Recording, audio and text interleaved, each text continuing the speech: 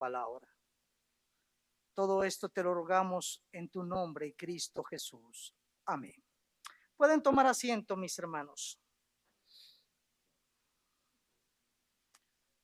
Me gozo, hermanos, por los visitantes, pero también me gozo de ver, hermanos, hermanas, que caras que hace tiempo no veíamos, y es un gozo para mí, hermanos, tenerlos en medio de la casa de Dios. Hemos estado hablando aproximadamente por un año, hermanos, del Evangelio. Romanos capítulo 1 al 11, el apóstol nos ha dejado ver, hermanos, el Evangelio. Y ahora, a partir de este capítulo 12, hermanos, como Pablo ha hecho en otras de sus cartas, Efesios, Gálatas, Colosenses, primero desarrolla, hermanos, el ámbito doctrinal.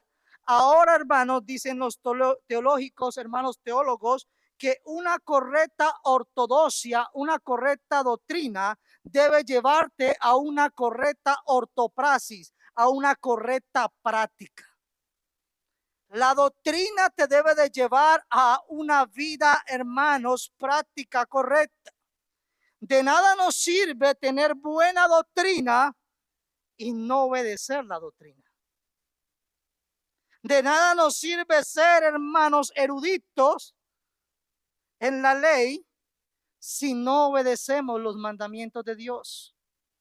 La verdadera doctrina, hermanos, cristiana, produce en todo verdadero creyente una vida piadosa, una vida rendida en adoración a Dios. Si lo que tú crees, tú no lo vives, pues solamente tú eres, hermano, un fanático del evangelio, pero tú no eres cristiano. El verdadero cristiano procura cada día vivir lo que cree, hermanos.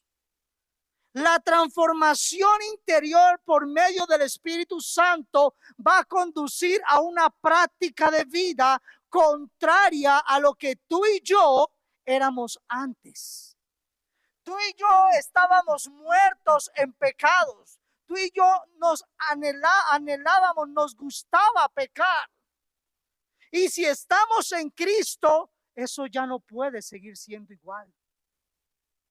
Ahora tú y yo, aunque pecamos, nos desagrada cuando pecamos. Ahora tú y yo cada día peleamos contra el pecado en nuestro cuerpo. Esa es la realidad de todo verdadero cristiano. Si tú no peleas con tu pecado diariamente, si a ti tu pecado no es menospreciado por tu naturaleza nueva, entonces tú necesitas nacer de nuevo. Porque no estás en el evangelio, estás en una religión más. Y no importa si le pones apellido Bautista, igual todavía no conoces a Cristo. El verdadero evangelio nos llama a una transformación. El verdadero evangelio, hermanos, que nos ha salvado es igual de poderoso para transformar nuestra manera de vida. En estos primeros 11 capítulos, Pablo nos dejó ver que no fuimos salvos por ser buenos. Todos éramos pecadores. Y todos estábamos alejados de Dios. Fuimos salvos solo por la gracia, la misericordia de Dios. Fue Dios que nos eligió, fue Dios que nos predestinó, fue Dios que nos justificó, fue Dios que nos santificó y es Dios que nos glorificará. Para que toda la gloria sea solamente dada al Cordero de Dios. Así, mis hermanos, que podemos dar gracias a Dios por su gran amor dado a la iglesia. Lo primero que diremos entonces, mis hermanos, en esta mañana es que el fundamento, la base del ruego apostólico, hermanos, son las misericordias de Dios manifestada en el evangelio. Pablo empieza diciendo, así que hermanos, escucha iglesia, no está hablando con el inconverso. El evangelio también es para la iglesia, porque muchas veces la iglesia necesita despertar de su sueño. Así que, hermanos, esto no se lo prediquen a un no creyente. Esto es para usted y para mí. Os ruego, Pablo apostólicamente expresa una vez más, hermanos, un ruego. Así que de manera, en cuanto a lo que yo les he dicho, en causa lo que Dios ha hecho por ustedes, expresado en los primeros 11 capítulos acerca de la misericordia de Dios, ese es el fundamento. No nuestras obras, sino la obra de Cristo. Ustedes, hermanos, al igual que la iglesia de Roma en el primer siglo y la iglesia de todos los tiempos, hermanos, de Cristo, hermanos, somos llamados a prestar atención a las misericordias de Dios. Porque ese es el fundamento no solo de nuestra salvación, es el fundamento de nuestra nueva vida en Cristo. Las misericordias de Dios expresada, hermanos, en el evangelio.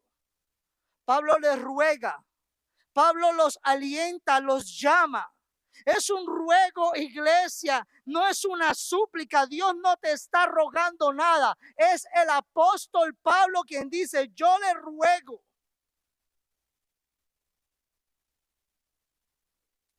Pablo quiere que la iglesia considere las misericordias de Dios. Y yo te ruego en esta mañana que consideres las misericordias de Dios. No para que tú digas, ya las aprendí, sino para que vivas conforme a las misericordias de Dios. Por las misericordias de Dios, por lo que Dios hizo por nosotros. ¿Y cuáles son esas misericordias, hermanos? Son todas esas formas en las que Pablo expresó en los primeros 11 capítulos de su, hermanos, carta a los romanos. Que cuando tú y yo éramos miserables por nuestra condición de pecado, hermanos, Dios mostró su compasión. Dios nos recibió como sus hijos. Y como nos decía nuestro hermano en esta mañana, cuando tú y yo éramos, hermanos, objetos del juicio de Dios, Dios hizo propiciación, Dios hizo expiación por nuestros pecados. Así que si hay un fundamento para vivir en santidad, son las misericordias de Dios. ¿Por qué no puedo hacer esto? Porque Cristo murió no para que tú vivieras en pecado, para que te alejaras del pecado. Y eso no te lo digo yo, lo dice Dios en su palabra. Él murió para hacernos nuevas criaturas, de manera que si alguien está en Cristo, es una nueva vida en Cristo Jesús. Las cosas viejas pasaron, Él hace nuevas todas las cosas. Eso es lo que Dios viene a hacernos. Él no nos viene a hacer objetos religiosos, porque nadie irá al cielo por su religión. Solamente en Cristo hay salvación para nosotros. Rápidamente, algunas de las misericordias mostradas, hermanos. Dios nos justificó. Antes del 24 y 25 del capítulo 3 de Romanos, Pablo dice que todos habíamos pecados y estábamos, Romanos 3:23, estábamos destituidos. Todos éramos pecadores, judíos y gentiles, moralistas e inmorales. Aquellos hermanos que se creían el mundo, que negaron a Dios y se entregaron a sus pasiones vergonzosas, estaban muertos en delitos y pecados. Pero también el judío que se creía que era hijo de Dios o hijo de Abraham por ser judío, también está muerto en su delito y pecado. Todos nos hemos descarriados. Todos sin Cristo estamos perdidos. Y todos estábamos alejados de la gloria de Dios. Mas Dios muestra su amor para con vosotros, que aún siendo pecadores, aún siendo, escúchame bien, estando apartado de la gracia de Dios, Cristo murió por nosotros. Ese es uno de los fundamentos y pilares, hermanos, de nuestra vida en Cristo. Cristo nos sustituyó con su muerte en la cruz del Calvario. Él no pecó, pero se hizo ofrenda por nuestros pecados, para que nosotros los pecadores fuésemos hechos justicia de Dios en Cristo Jesús. Así, iglesia, que Romanos 3 dice, siendo justificado, una de las grandes obras de Cristo, nos justificó gratuitamente por su gracia, mediante la redención que es en Cristo Jesús, a quien Dios puso como propiciación. Y si quieren saber qué es propiciación, lleguen a su casa y miren la enseñanza de esta mañana. Ese fue el tema de esta mañana en la escuela dominical. Cristo fue propiciación para quitar la ira de Dios que estaba sobre nosotros, por medio de la fe en su sangre, para manifestar su justicia a causa de haber pasado por alto en su paciencia los pecados pasados, hermanos. Otra de las misericordias de Dios, hermanos, que Pablo le está diciendo a la iglesia que consideren, os ruego por las misericordias de Dios, es que tú y yo no solamente fuimos justificados, Dios no solamente nos declaró justo penalmente, sino que Dios, hermanos, nos salvó por su misericordia, el cual Cristo fue entregado por nuestras transgresiones y resucitado para nuestra justificación. Cristo murió por nosotros, hermanos, para salvarnos, para pagar, hermanos, la culpa de nuestro pecado, pero también para justificarnos. De las misericordias de Dios que Pablo también nos ha dado, Romanos 5, porque Cristo, cuando aún éramos débiles, a su tiempo murió por los impíos. Pasemos al 8 de Romanos 5. Mas Dios muestra su amor para con nosotros en que, siendo aún pecadores, Cristo murió por nosotros. Cristo no murió por ningún santo, porque no había justo ni aún uno. Cristo murió por pecadores. Cristo murió por nosotros los pecadores. El gran amor de Dios. Tú y yo merecíamos el castigo de Dios. Dios decidió amarnos cuando éramos objetos, hermanos, de que merecíamos el juicio de Dios. Otra de las misericordias, hermanos, es que no solamente Cristo nos amó, nos salvó, sino que Cristo nos da seguridad de salvación. Él dice en la Biblia, ahora pues ninguna condenación hay para los que están ¿en quién? En Cristo Jesús. No solamente, hermanos, Cristo me salvó con su muerte, sino que también, hermanos, me justificó y además de eso mostró su amor a mi vida, hermanos, y hoy tengo seguridad de salvación porque mi salvación no descansa sobre mis obras, sino que mi salvación está firme sobre la obra de Cristo. Puedo descansar y dormir seguro porque mi vida le pertenece a Dios. Por tanto, hermanos, Él me va a conservar, no importa lo que tú y yo suframos en esta vida. Porque, hermanos, a los que aman a Dios, todas las cosas ayudan para bien. Y nada, hermanos, nos va a separar del amor de Dios. Romanos 8:38, hermanos, vemos el cuidado de Dios, por lo cual dice Pablo, dudo, no, estoy seguro que ni la muerte, ni la vida, ni ángeles, ni potestades, ni hermanos, ni principados, ni lo presente, ni lo que venga mañana, ni lo alto, ni lo profundo, ni ninguna otra cosa creada nos podrá separar del amor de Dios, que es en quién, hermanos, en Jesucristo. No hay salvación fuera de Cristo, hermanos.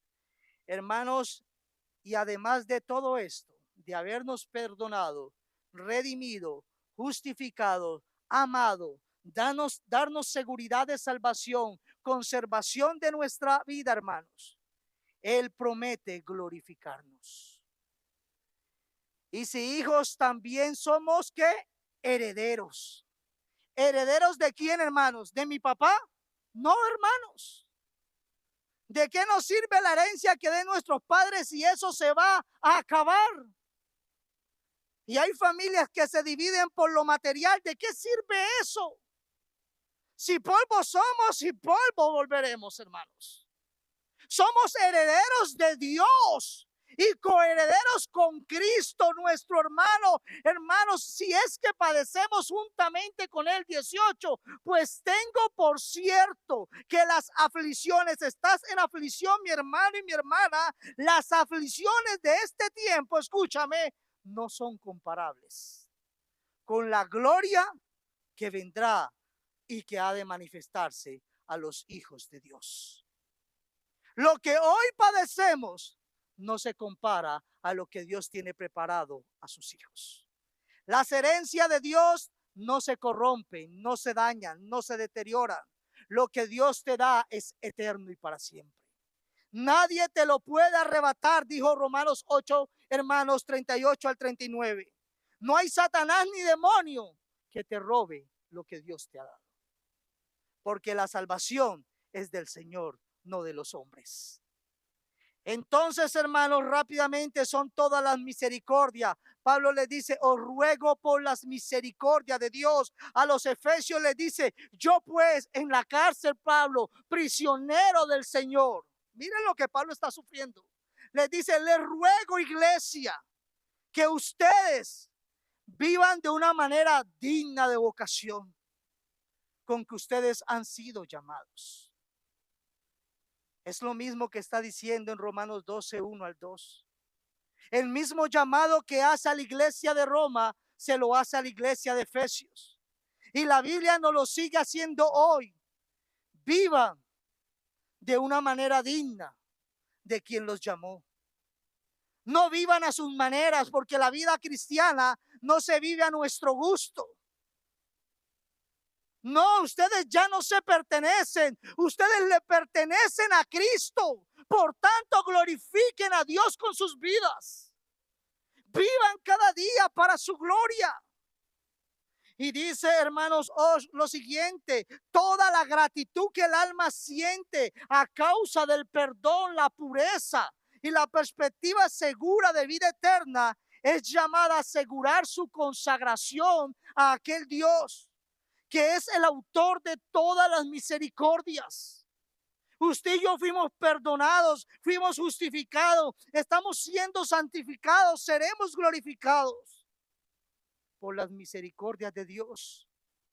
Así, mis hermanos, que las misericordias de Dios son el fundamento para vivir para Dios.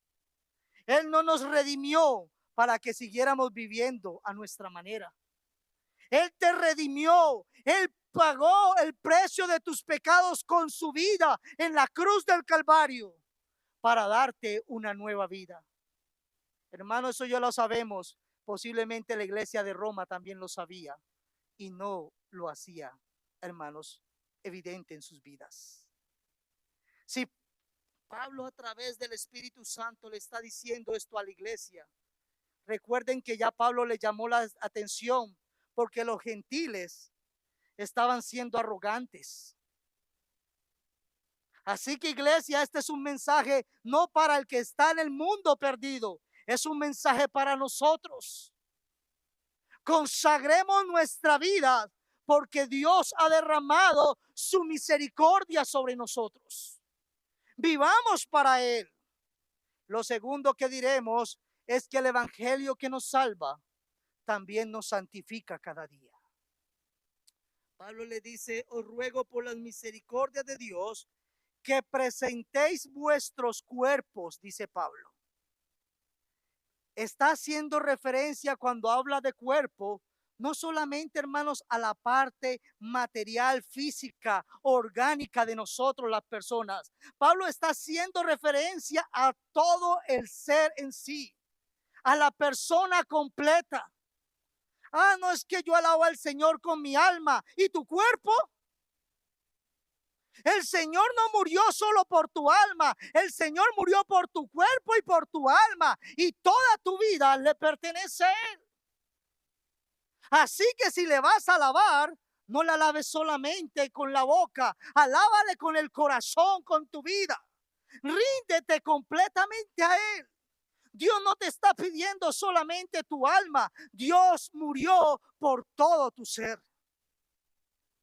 Cristo se entregó a sí mismo por nosotros, iglesia, por lo cual nosotros al menos debemos de vivir para Él. Nosotros no nos entregamos a Cristo, ya sabemos, para que nos redima o para que nos salve, sino que nos entregamos a Él por sus misericordias, porque Él nos amó, por sus excelencias.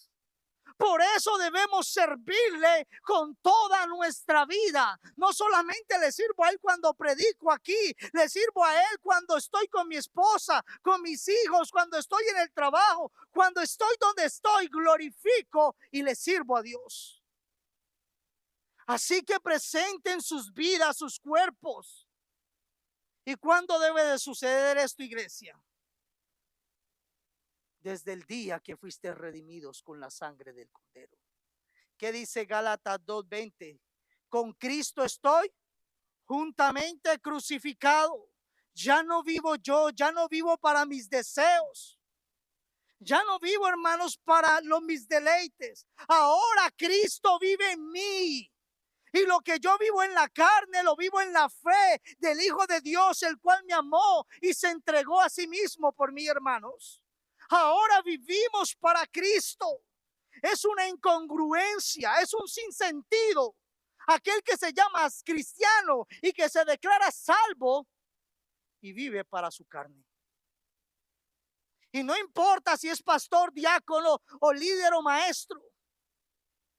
El que he sido redimido por la sangre del Cordero vive para glorificar a aquel que lo salvó.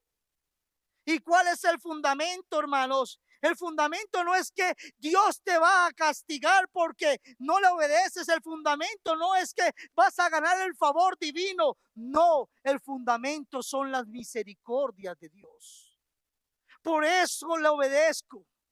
Por eso le sirvo, por eso entrego toda mi vida a Él, porque sus misericordias fueron derramadas sobre mi vida, porque su sangre fue propicia por mi pecado, porque solamente en Cristo los que éramos malditos por el pecado, ahora somos los benditos de Dios.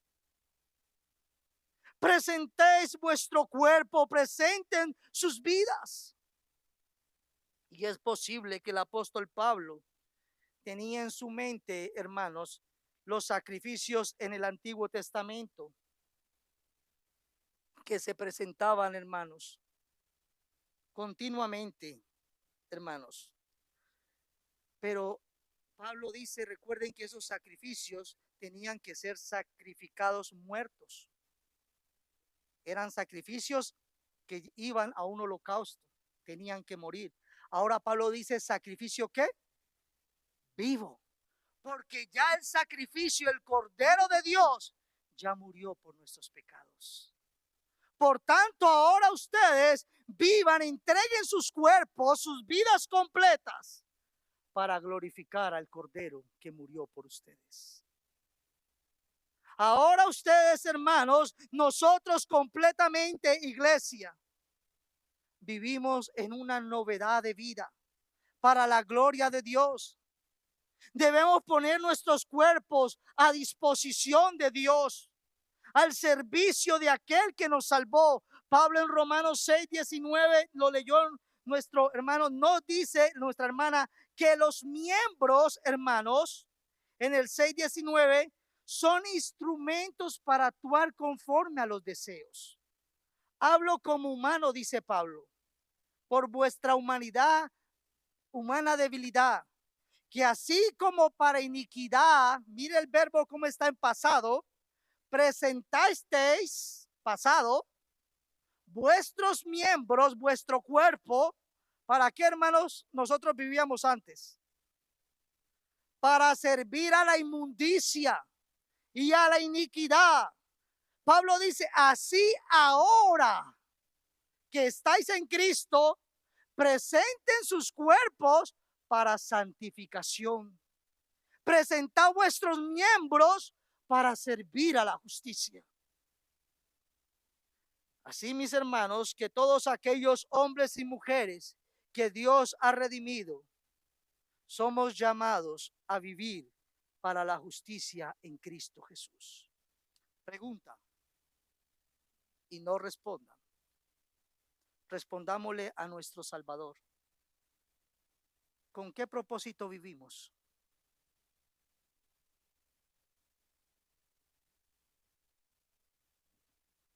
Pueda que nuestros propósitos sean buenos humanamente hablando, pero si no vivimos, si estos propósitos no tienen el fin principal de glorificar a Dios, no son buenos delante de Él. Yo vivo para darle un futuro a mis hijos. Oh, cuán arrogantes somos. Si hay un mañana, es porque Dios nos lo permite.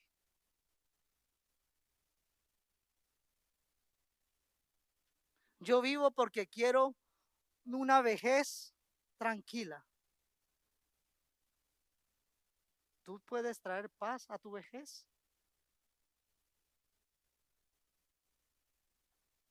Solamente a Dios debe de ser dada la gloria con nuestra vida, iglesia. Pensemos para quién vivimos o para qué vivimos. Si estamos en Cristo, nuestro propósito último y primero debe de ser la gloria de Dios en vuestro cuerpo. Hermano, yo para eso vengo el domingo y sirvo 4 horas. ¿Y el resto de semana? ¿Quién es tu Dios? Posiblemente sea nuestro trabajo, nuestras finanzas, nuestros hijos, nuestro cónyuge, nuestros sueños y metas. Ya no vivo yo, sino que ahora Cristo vive en mí. Y lo que vivo en la carne, lo vivo en la fe del Hijo de Dios.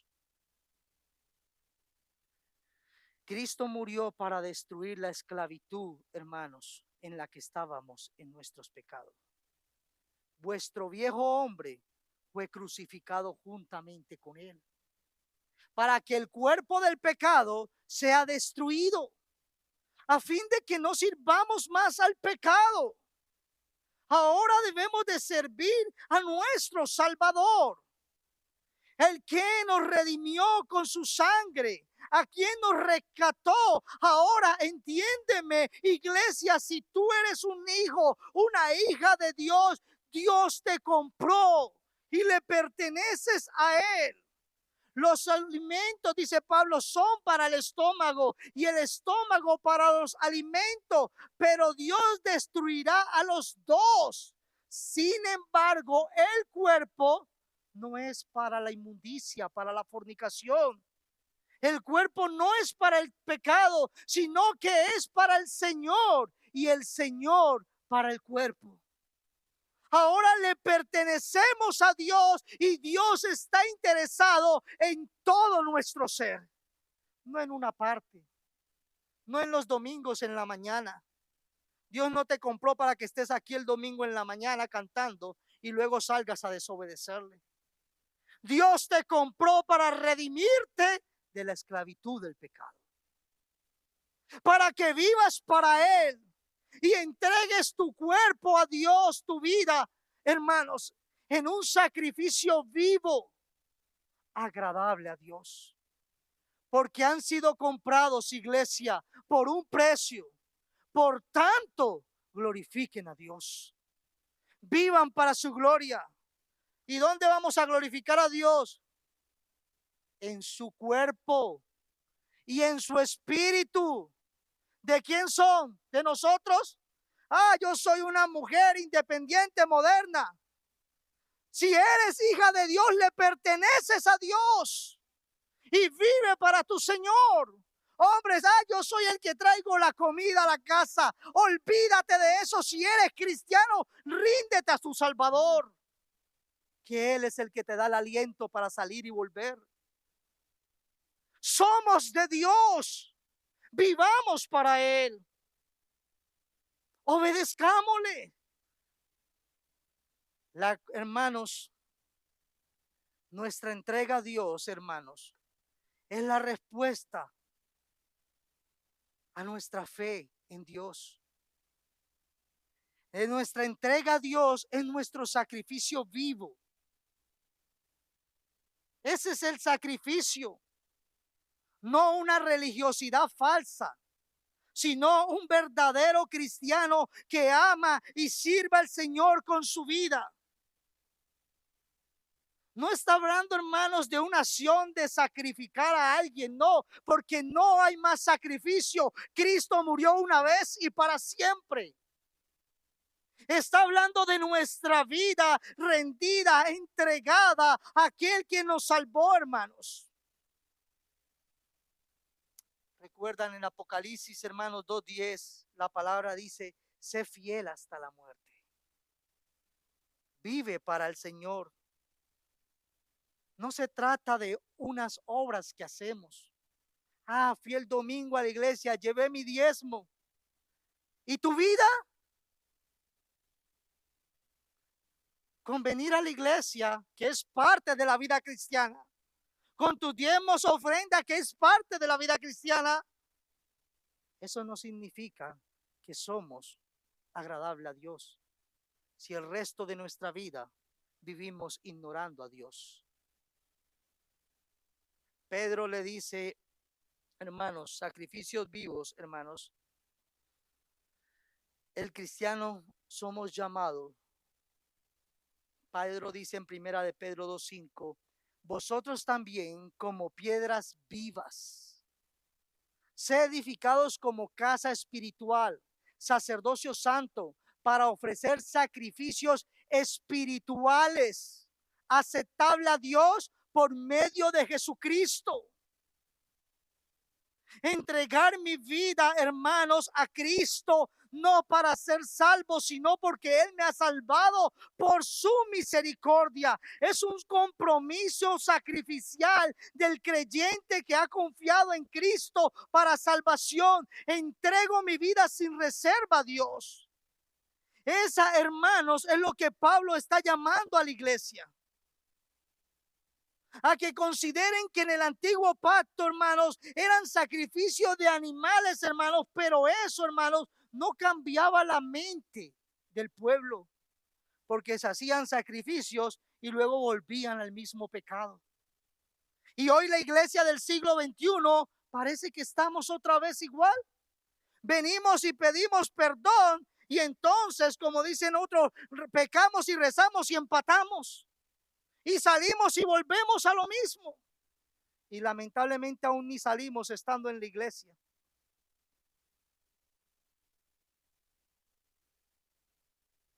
¿Cómo estamos rindiendo nuestra vida a aquel que nos salvó? Recuerden la demanda de Cristo, hermanos, a sus seguidores. Si alguno viene a mí y no aborrece a su padre y madre y mujer e hijos, hermanos y hermanas, y aún también su propia vida, no puede ser mi discípulo. No está diciendo que tenga rabia o enojo, no, está diciendo, si alguno no viene a mí y no aborrece, no ama más, no me ama más que a sus padres, que a su familia, aún a sí mismo, no puede ser mi discípulo. Y el que no lleva su cruz y viene en pos de mí, no puede ser mi discípulo. ¿Por qué, hermanos? Porque no queremos rendirnos al Señor. Queremos vivir esta vida cristiana a nuestra manera. Y usted y yo somos llamados a vivir para Cristo, no a nuestra manera y a nuestro gusto. A veces venimos a Cristo como si fuéramos al buffet. Me gusta esto y esto y esto y quiero y pago por esto. No, hermanos, el que pagó nuestra salvación fue Cristo.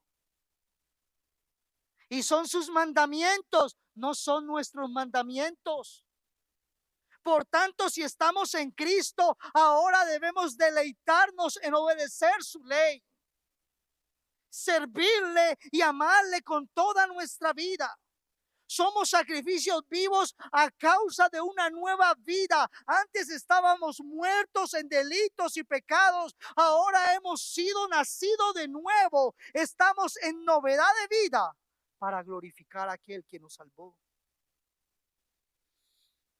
Hermanos, Cristo murió la muerte nuestra para que nosotros viviéramos su vida, no para que siguiéramos viviendo a nuestra manera. Somos sacrificios vivos porque ahora el Espíritu que vive en nosotros nos guía a hacer su voluntad. Si Él está en vosotros, hermanos, a la verdad el cuerpo está muerto al pecado. Pero si Él no está en vosotros, posiblemente no lo conocéis y necesitáis ser redimidos por su sangre. El sacrificio no solamente es vivo, dice la Biblia, también es santo, hermanos. Y este sacrificio, hermanos, es porque tú y yo hemos sido separados para Dios. Tú y yo hemos sido llamados a vivir en santidad. Vivir para la gloria de Dios y no para nuestra propia gloria. Dice, hermanos, Romanos 8, y el Espíritu de aquel que levantó de los muertos a Jesús mora en vosotros, nos da vida. Pero también, hermanos, acerca del sacrificio santo, Calvino en su comentario dice, sobre este fundamento comprenderemos que la santidad deberá ser parte para nosotros un ejercicio continuo de tanta duración como nuestra vida. Toda nuestra vida debe de buscar la santidad. Y todos los días, que por el contrario sería una especie de sacrilegio caer en la impureza, porque tal cosa equivaldría a profanar algo que ya ha sido santificado. Ustedes fueron santificados, fueron lavados con la sangre de Cristo. Glorificarlo. No podemos, hermanos, tratar, manchar, ensuciar lo que ya ha sido santificado. Sus cuerpos fueron comprados con precio de sangre para ser apartados para Dios. Cuando tú y yo entonces caemos en pecado y vivimos en pecado, eso es sacrilegio. Eso se llama despreciar la sangre que nos redimió. Eso se llama profanar. A veces nos sorprendemos cuando vemos a alguien haciendo un pecado inmoral. Pero no nos sorprendemos cuando andamos en chisme, en contienda o en vanagloria. Eso también es profanar. Cuando no queremos hacer lo bueno, porque el que sabe hacer lo bueno y no lo hace es rebeldía, es pecado. Eso también es pecado delante del Cordero que murió por nosotros. Pedro dice, sabiendo que fuiste rescatado, fuiste liberado de vuestra vana manera de vivir, iglesia, la cual no recibiste de vuestro Padre, no con cosas corruptibles como oro o plata, sino que tú fuiste rescatado con la sangre preciosa de Cristo, como de un cordero sin mancha, sin contaminación, ya destinado desde antes de la fundación del mundo, pero manifestada en los postreros días por amor de vosotros. Ya no podemos vivir en el pecado. Ahora el pecado debe repugnarnos. Debemos desechar el pecado en nuestra vida.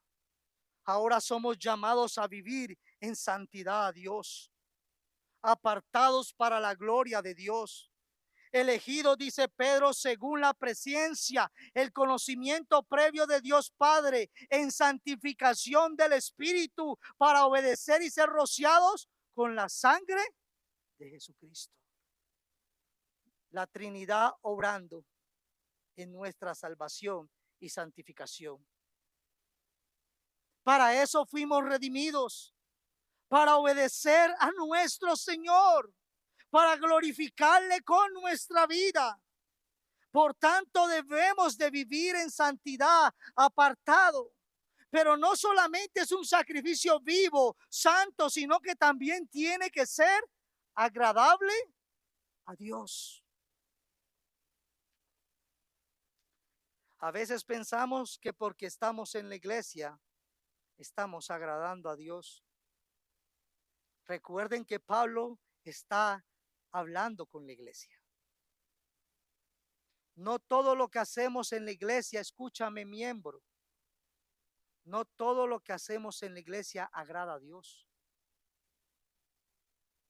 Porque muchas veces hacemos las cosas no para su gloria, sino para nuestra propia gloria. Por eso hay rencillas y contiendas en medio del pueblo de Dios. Porque pensamos que soy pastor para mi ministerio, soy diácono para mí, soy esto para él, soy maestro para esto, soy... No, todo lo que hagáis, hacerlo para el Señor y no para los hombres. Porque a Él debe de ser dada la gloria. ¿Y qué es agradable a Dios? ¿Predicar? Si yo predico y no obedezco al Señor, mi prédica no es agradable a Dios. Si tú cantas y no obedeces al Señor, tu cántico no es agradable a Dios. Si tú eres maestro y no obedeces al Señor con tu vida, tu servicio no es agradable a Dios. Y podemos sorprender a los hombres y podemos recibir el aplauso de la humanidad. Pero ¿de qué sirve que nos reconozca el hombre y no nos reconozca el Rey de Gloria? Así, mis hermanos, que cuando tú hagas algo, si coméis o bebéis o hacéis cualquier otra cosa, hacedlo para Dios, porque de Él recibiréis la recompensa, no de los hombres. Ese es el objetivo de nuestra vida cristiana. Por eso, ya sea presente o ausente, dice Pablo, ambicionamos, anhelamos, deseamos agradar a quién, a la iglesia. No, yo no predico para agradarles a ustedes, hermanos. Yo predico para honrar a mi Salvador. Y yo predico para que mi Salvador hable a vuestros corazones. ¿De qué me sirve la honra de ustedes si no honro a mi Dios? Por tanto, todo lo que hagáis, así los hombres te rechacen, hacelo para tu Señor, para tu Salvador. Glorifícalo con tu hacer y con todo tu ser. ¿Y cuál es la razón de ser agradable a Dios, hermanos? Eso descansa en nuestra comunión íntima con Cristo. Porque todo lo que Él hace agrada al Padre, hermanos. Y si vosotros estáis en Cristo, debéis agradar a Dios. Es agradable, mis hermanos, porque lo realizamos no solamente con una parte de nuestra vida, todo nuestro cuerpo honra a Dios. Espero en el Señor que si no lo estamos haciendo, nos podamos arrepentir esta tarde. Porque no fuimos llamados para glorificarnos a nosotros, iglesia. Mi amigo que estás aquí, Dios no te llama para que tú te sientas bien. Dios te llama para que te arrepientas de tu pecado y para darte una nueva vida en Él. Esta nueva vida es en sacrificio vivo, santo y agradable a Dios. Este es el culto del cristiano. Este es el culto espiritual y no carnal. Este es el culto racional. el que está acorde a las misericordias de Dios, el que es coherente con la gracia que habéis recibido. Cuando prestas un servicio, hacerlo para Él. Ese es el culto verdadero. Ese es el culto que agrada a Dios. No es algo religioso, es personal, es tu vida rendida, honrando a tu Salvador. Esa es la adoración verdadera. No solamente son los 2, 3 cantos que hacemos, no, eso también es adorar, pero la adoración es toda nuestra vida. ¿De qué sirven 3, 4 cánticos si luego sales y le cantas a tu carne? No te engañes. Ríndete a tu Señor, porque Él te salvó para apartarte de la maldición del pecado, de la esclavitud del pecado. No para que andes con un pie allá y otro acá. Ven a Cristo, obedécele, sírvele por sus misericordias. Hónrale, que para eso Él te ha dado su Santo Espíritu. No es con tu poder, es con su Espíritu en vosotros. Por tanto, nada nos exalta a nosotros, todo exalta su nombre. Nosotros, nuestra carne, hermanos, tiene que ser humillada y denunciada. Como el profeta dijo, hermanos, en Isaías: dice pues el Señor, porque este pueblo se acerca a mí con su boca. ¿Cuál pueblo, hermanos? El que era el pueblo de Dios, el que se reconocía como el pueblo de Dios. El pueblo de Dios. Y luego el Señor, cuando viene la multitud, ¿qué les dice? Ustedes me siguen, ¿por qué? Porque me aman. Les dice, porque no buscamos a Dios, buscamos beneficios. Y dice, con sus labios me honra, pero su corazón está lejos de mí. Y su temor de mí no es más que un mandamiento de hombres que les ha sido enseñado. Si tú obedeces los mandamientos, dice, hermano, yo no robo, yo no miento. Bueno, ahora se ha puesto de moda que los cristianos se les ha hecho común mentir. Y sabemos que toda mentira es del diablo, porque él es el padre de la mentira. Así que ten cuidado, cristiano. No hay temor de Dios.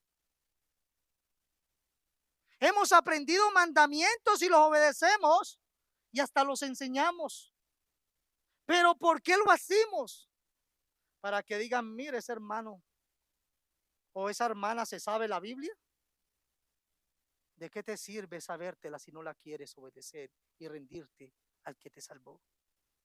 Dios está denunciando a su pueblo porque solamente lo adoraban con su boca, pero sus vidas estaban lejos de la obediencia. Examinémonos, iglesia. Es vuestro culto racional, dice el apóstol. Sacrificio vivo, santo, agradable. Ese es vuestro culto. Venimos los domingos y dijimos, ya fuimos al culto. Ya, por fin vamos a irnos a comer. El culto sigue allá. El culto son ustedes. Ustedes son la iglesia de Dios. Dios no murió por 2, 3 horas. Dios murió para rescatarte de la esclavitud del pecado. Ustedes salen y siguen siendo la iglesia, pero lamentablemente por muchos que salen, el nombre de Dios es profanado. Samuel le dijo, ¿se complace Jehová tanto en holocaustos y víctimas como en que se obedezca la palabra de Jehová? Ciertamente, iglesia, el obedecer es mejor que los sacrificios. El sacrificio muerto es el obedecer, hermanos, a nuestra manera, el no querer hacer caso, hacer holocaustos y no rendirnos en obediencia a la palabra de Dios. El prestar atención que la grosura de carneros. Honremos a Dios, hermanos, pero no traigamos ofrendas de Caín. Traigamos lo que el Señor pide de vosotros. Obediencia quiero y no sacrificios humanos. Esos sacrificios que nos glorifican a nosotros en lugar de Dios. Estamos hablando de una entrega plena, completa, iglesia, y total a Dios. Dios no te está pidiendo los domingos en la mañana. Dios está pidiendo que lo glorifiques en tu casa, que lo glorifiques en tu trabajo, que cuando salgas a vacaciones glorifiques a Dios, que cuando vayas a un restaurante glorifiques a Dios. Cristo entregó su Hijo para salvarnos. Es al menos lógico, iglesia, que vivamos para nuestro Salvador. Es lo lógico. Y en este sacrificio vivo, entrega personal y completa a Dios, se disipa todo culto humano en medio de nosotros. Se elimina, hermanos, porque la gloria, la adoración, la rendimos solamente a las misericordias de Dios, que nos lleva a entregarnos a Él. El amor de Cristo, dice Pablo, nos constriñe pensando esto, que si uno murió por todos, luego todos murieron y por todos murió Cristo, para que los que vivan ya no vivan para sí. Ya no podemos seguir viviendo para nosotros, sino para aquel que murió y resucitó por ustedes y por mí. Ese es, hermanos, el llamado a consagrar nuestra vida en sacrificio vivo, santo y agradable a Dios, que es vuestro culto racional, iglesia. Dice Calvino, hermanos, porque si Dios no puede ser servido por nosotros como corresponde, conformando todos nuestros hechos a las normas que Él mismo ha prescrito, de nada nos servirán todas las otras formas de servicio divino por los hombres, y seguramente abominadas por Él, puesto que la obediencia a Él vale más que todos los sacrificios que pudiesen hacerse. De nada me sirve predicarles a ustedes si yo no me someto y obedezco la palabra. Mi prédica puede ser abominable al Dios de gloria. El evangelio que nos salva también nos renueva en nuestra vida. No es un evangelio estático sin poder. No es un evangelio que nos da nueva vida. No os conforméis, nos va a dar dos mandamientos, hermanos, dos ordenanzas, hermanos. No te adaptes al esquema, a la apariencia, a la forma del mundo. Y sabemos que el verbo que usa aquí, mis hermanos, tiene que ver con la transformación de la oruga, hermanos. Y tú y yo somos llamados, hermanos, a no dejar, hermanos, moldearnos por el estilo del mundo. Hermanos, es que esto es lo que le llama la atención a la gente. ¿Qué importa? La iglesia no está para satisfacer al mundo. La iglesia es llamada para denunciar el pecado en el mundo. Usted y yo estamos aquí para agradar al pecador. Usted y yo estamos aquí para arrepentirnos y denunciar el pecado en nuestra vida. Usted y yo no tenemos el propósito de ser atractivos, de ser llamativos. No, nuestro llamado es predicar el evangelio que denuncia mi pecado y me llama al arrepentimiento, a huir de la miseria espiritual. Esa es la labor de la iglesia. Esa es la labor tuya y mía, iglesia. Ustedes y yo somos enviados a un mundo como mensajeros, a brillar, a ser luminares en medio de la oscuridad, para que seáis irreprensibles y sencillos, dice Pablo a los filipenses, hijos de Dios sin manchas, en medio de una generación maligna y perversa, en medio de la cual, ¿qué dice, iglesia? Resplandecéis como luminares en el mundo. No para que nos amoldemos a la forma del mundo. Estamos aquí, pero no somos de aquí. Somos ciudadanos del cielo. No, sí, yo tengo hermanos, familias que no son cristianas y yo comparto con ellos, pero no para decirles que están bien y agradarlos, sino para decirles que tienen que arrepentirse y buscar a Dios, porque si no, se van a ir a una eternidad. Yo no estoy para contentarlos y ay, quiero hacerlos sentir bien. No, hermanos, porque si no, tú no los amas. Si amas al pecador, denuncia su pecado para que el pecador halle la gracia que tú has hallado. No te hagas como ellos. Sé transformado. Sé cambiado, iglesia. El creyente ha sido llamado a vivir una vida santa, de obediencia a Dios. No os conforméis, sino sed transformados, dice la palabra. Ahora tenemos que tener un cambio en nuestra esencia, en nuestra persona. ¿Qué vamos a transformar, hermanos? Nada. Porque la palabra que se usa aquí no dice ustedes transfórmense, sino dice transformaos. Es decir, hermanos, ustedes y yo tenemos que experimentar una transformación espiritual. No dice quítense en esa máscara y pónganse en otra máscara. Dicen vivan ahora en la novedad de vida. Y ese verbo que se usa ahí, hermanos, voy a decirlo así, es un imperativo pasivo, que es como una, hermanos, ordenanza, pero que usted y yo no la hacemos.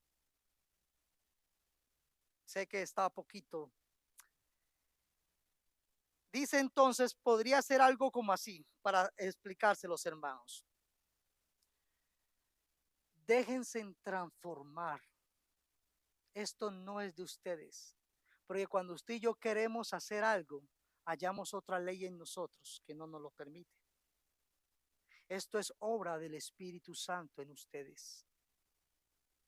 Sean transformados. Lo que está diciendo entonces, hermanos, que esto no es una acción nuestra, es una operación transformadora del Espíritu Santo en vosotros. Él es el único que nos puede transformar. Él es el único que puede cambiar aquellas prácticas pecaminosas que desagradan a Dios, quitar los frutos de la carne y poner los frutos del Espíritu. Así que si tú quieres hacerlo con tus fuerzas, no lo vas a lograr, porque esto no es de vosotros, esto es un don de Dios. Por tanto, hermanos, la transformación es algo interno y completo para glorificar a Dios. Pero no solamente lo interno, porque dice, por eso es que Dios mira el corazón. Dios no solamente mira el corazón, mira todo nuestro ser. Y si el corazón es transformado, nuestro exterior es transformado.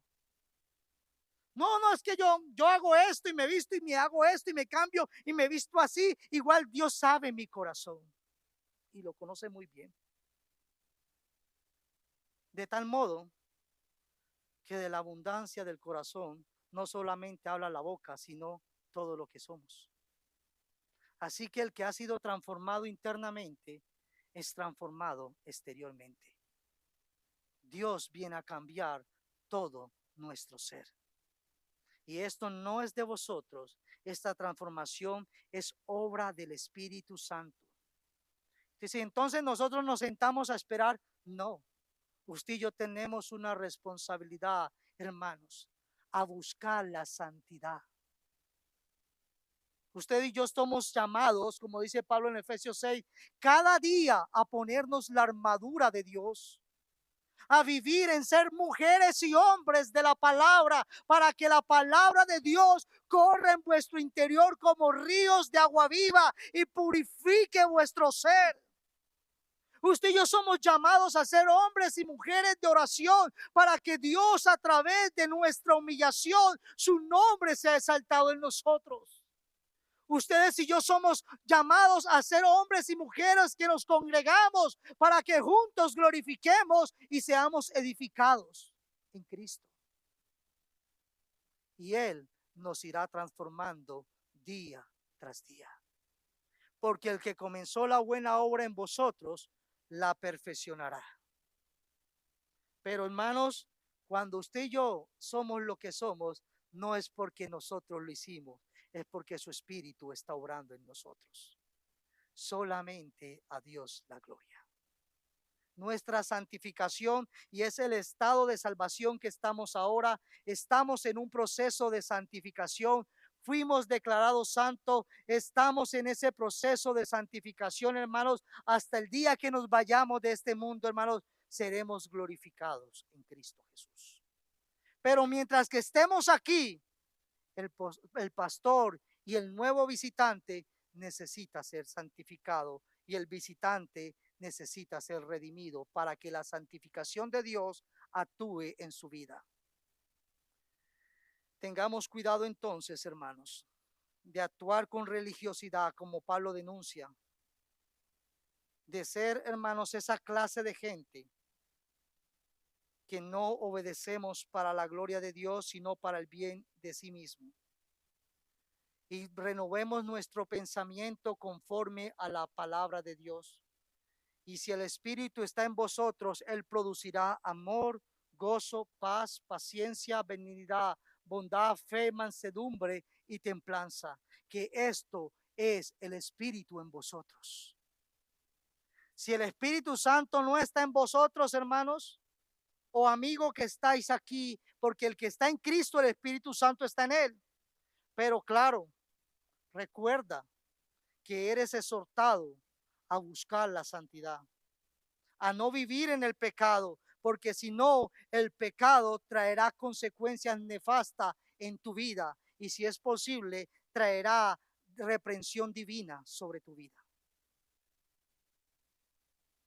Voy a avanzar al último punto, hermanos, para terminar. El evangelio que nos renueva también nos lleva a experimentar la voluntad de Dios, hermanos. ¿Qué dice la última parte del versículo 2? Para que comprobéis cuál sea la buena voluntad de Dios, agradable y perfecta. Iglesia, tú y yo tenemos que ser renovados.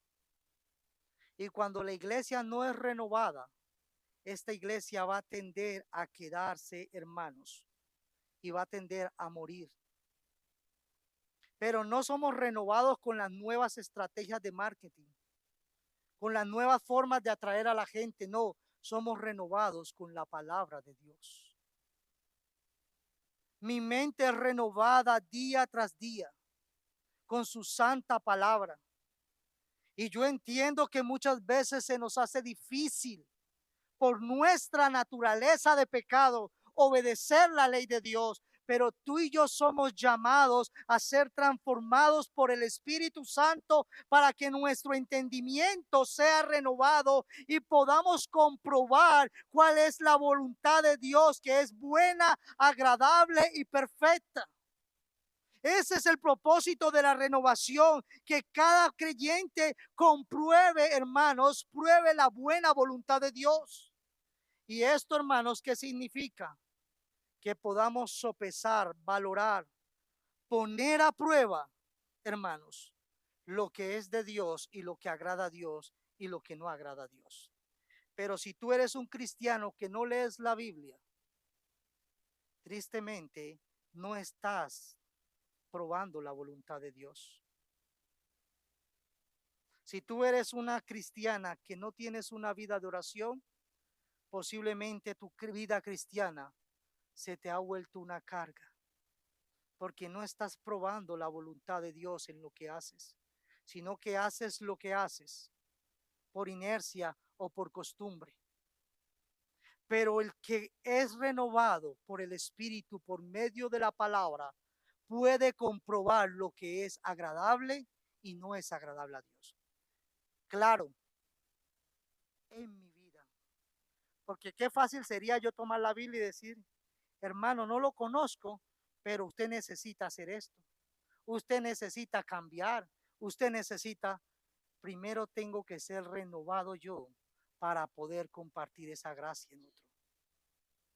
Porque qué fácil es ser maestros fariseos. Y a eso no fuimos llamados, iglesia. Fuimos llamados a ser renovados, transformados por el Espíritu Santo a través de su santa palabra. No por una nueva profecía que no existe, no por una nueva revelación, sino por el poder de la palabra de Dios, que es suficiente no solo para salvarme, sino para transformarme. Es su palabra que me va a llevar a comprobar lo que es agradable a Dios. En cada acción de mi vida yo puedo comprobar que si esto que estoy haciendo agrada o no agrada a Dios. En cómo yo trato a los hermanos en la iglesia, en cómo trato a mi familia, ¿eso agrada o no agrada a Dios? No sé, pero yo me sentí bien. Oh, carnalidad en nosotros. ¿Cuánto arrepentimiento nos falta? No se trata de sentirnos bien, se trata de comprobar si lo que hacemos es agradable a Dios, que es vuestro culto racional, lógico. Dios, hermanos, la voluntad de Dios rápidamente recibe 3 calificativos: es buena, agradable y perfecta. Todo lo que es bueno, hermanos, proviene de lo alto. Expresa, hermanos, la voluntad de Dios. Si tú haces algo que no es bueno para tu hermano, no lo hagas, porque aunque te agrada a ti, a Dios no le agrada. Ah, pero yo me sentí bien, yo no me dejé. No te agrades a ti, deja de idolatrarte. No necesitas una imagen solo con nuestra foto en la pared. No estoy diciendo que no tengan fotos, estoy diciendo que tú y yo nos volvemos ídolos de nosotros mismos. Porque a veces miramos la paja del que tiene imagen, pero no miramos nuestros corazones idólatras de sí mismos. Es agradable. ¿A quién? ¿A mí? A Dios. Es agradable a Dios. A los que aman a Dios, todas las cosas ayudan para bien. Conforme a lo que ustedes quieren, conforme al propósito de Dios. La voluntad de Dios es agradable para Él. Y si es agradable para Él, es buena para mi vida. Y si vivo en el Espíritu, va a ser agradable a mí. Pero lamentablemente, a veces no nos gusta la voluntad de Dios, porque va en contra de nuestros deseos carnales. Es perfecta, iglesia, porque nuestro Dios, hermanos, es perfecto. Esto nos lleva a una madurez espiritual. Dios hará su obra en nosotros. Él es soberano para obrar en nosotros. Un ejemplo de esto lo vemos en Pablo. Pero cuántas cosas, dice Pablo, eran para mí ganancia antes de venir a Cristo. Pablo lo dice. Y todas esas cosas, dice Pablo, lo he estimado como pérdida. Oh, hermanos, a veces desestimamos las cosas de Dios por las ganancias que nos da el mundo.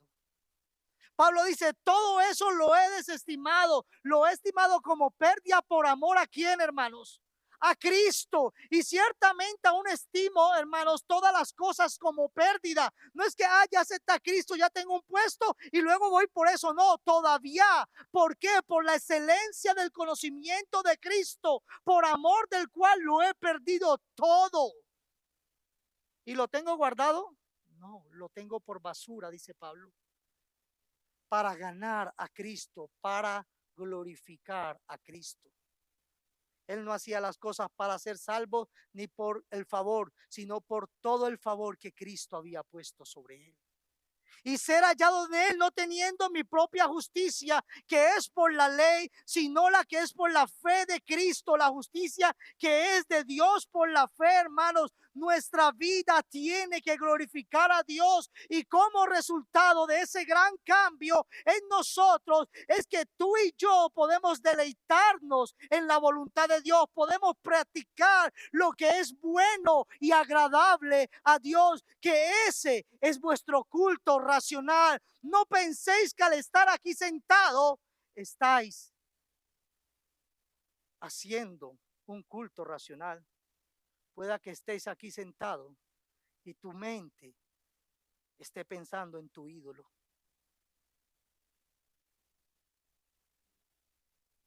Vuestro culto racional es cada respiración de nuestra vida para la gloria de Dios. Así que, hermanos, os ruego por la misericordia de Dios que presentéis vuestro cuerpo en sacrificio vivo, santo y agradable a Dios, que es vuestro culto racional.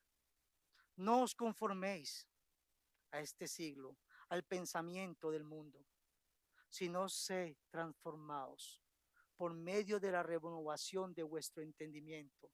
Y así, iglesia, podráis comprobar cuál es la voluntad de Dios, buena, agradable y perfecta. ¿Quieren comprobar la voluntad de Dios en su vida? Permitan que el Espíritu Santo transforme todo su ser, iglesia. Vivan para Él como sacrificio no muerto, sino vivo, agradable a vuestro Salvador. Demos gracias.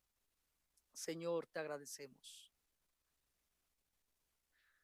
Te agradecemos por todas tus misericordias manifestadas en la cruz del Calvario a favor de nosotros los pecadores. Espíritu Santo, te rogamos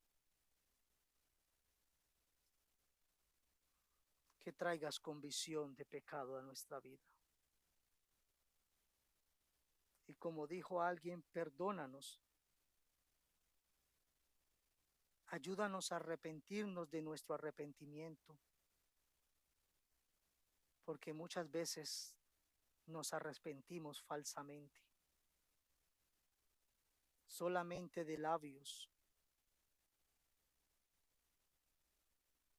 Trae convicción a tu iglesia, Señor.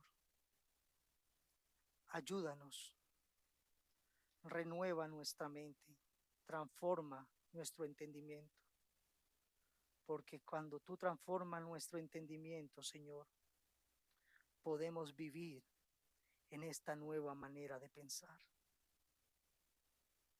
Ayuda a tu iglesia, Señor, a crecer en tu gracia y en tu conocimiento, para que tu nombre sea glorificado a través de la obediencia. Apártanos de iniquidad, Señor, y muéstranos, Señor, toda inmundicia en nuestra vida. Llévanos a toda verdad y que tu nombre sea exaltado a través de toda tu iglesia. Todo esto te lo pedimos en tu santo nombre, Cristo Jesús. Amén. Dios los bendiga, mis hermanos.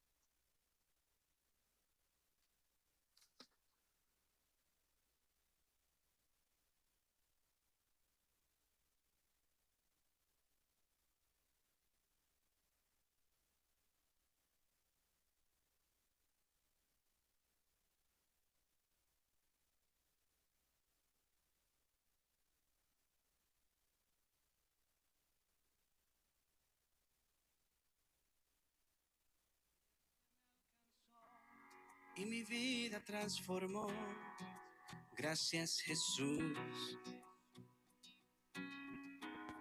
Tú cargaste mi maldad, otorgaste libertad. Gracias, Jesús. Cuando yo te ignoré y tus manos las clavé en esa cruz, perdonando mi pecado, tú por mí te fuiste a dar. Gracias, Jesús.